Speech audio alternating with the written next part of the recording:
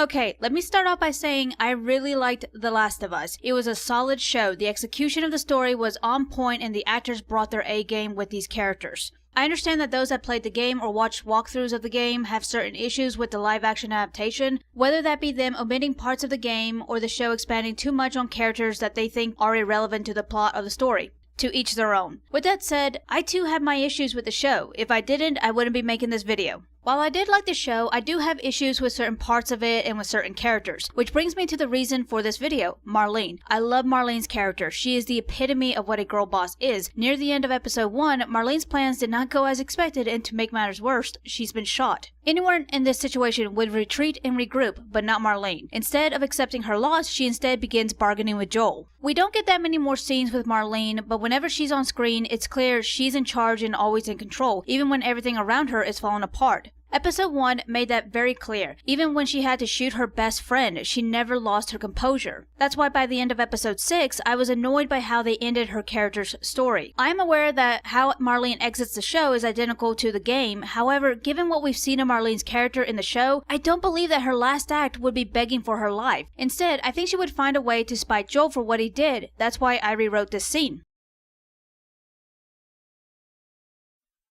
God damn you, Joel. What was the plan? You think if you just keep killing people, that'll be enough to keep her safe? This world is broken, and we had a chance to fix it. Maybe. But it isn't for you to decide. Or you. It's not too late. We can find another doctor, and this time, she can make the choice herself.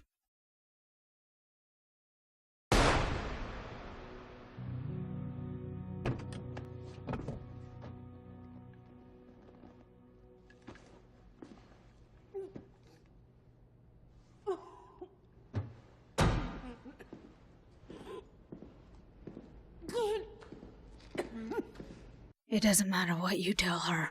She'll never fully believe you. Maybe, but at least she'll live.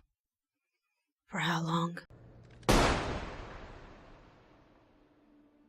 I understand that writers wanted to be faithful to the source material, and oftentimes when adaptations are not, the backlash can be severe. However, I do feel that when adaptations are shot for shot identical to the source material, it almost comes off as if the creators are too fearful to divert from it. While I do agree that it is important to be respectful and keep as close to the source material, I don't believe it's a bad thing to make minor changes as long as it contributes and expands upon the characters and story. I don't think these minor changes that I made takes anything away from Joel and instead elevates Marlene's final act, so let's break it down. When I rewatched this confrontation, I didn't like how Marlene didn't immediately attempt to shoot Joel. She saw what he did, all the lives that he took, so I don't know why she wouldn't have shot him the first chance she got. That's why instead of her purposely getting his attention, he instead hears her before she has a chance to shoot him, and now she has to change tactics. It's pretty obvious that these two don't like each other, but at the very least tolerate each other, which is why Marlene putting her gun down feels out of place. When it comes to The Last of Us, the biggest controversy is that Ellie never got to choose for herself. The choice was made for her by Marlene and Joel. With my rewrite of the first half, instead of just having them point fingers at each other, Marlene attempts to correct the mistake she and Joel made by opting to give the choice back to Ellie. The reason I changed the wording was because I wanted Joel to ponder for himself on what he truly believes Ellie would choose and be fearful of it. I think that's a better way of going about this instead of him being bluntly told what Ellie would choose. Now, whether or not what Marlene is saying is the truth, that's up for interpretation, and I think that's how it should be. As for the second half of the conversation, I would have preferred Marlene taking one final jab at Joel before she died because, like I previously said, it felt out of character for her to be begging for her life based on what we saw from her in the show. Not to mention, these characters are not very good people.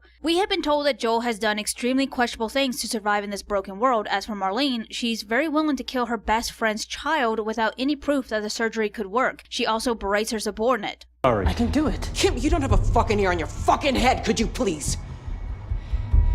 With that said, I don't think there's any harm showing them being assholes to each other, especially since it doesn't take away any of the brutality out of the scene. Joel is still killing an unarmed woman and Marlene is still the victim. She's just giving him the middle finger on her way out. Well, that's the end of my rewrite. Let me know what you guys think. Which version did you like? The game, the show, my rewrite? Thanks for watching and like and subscribe!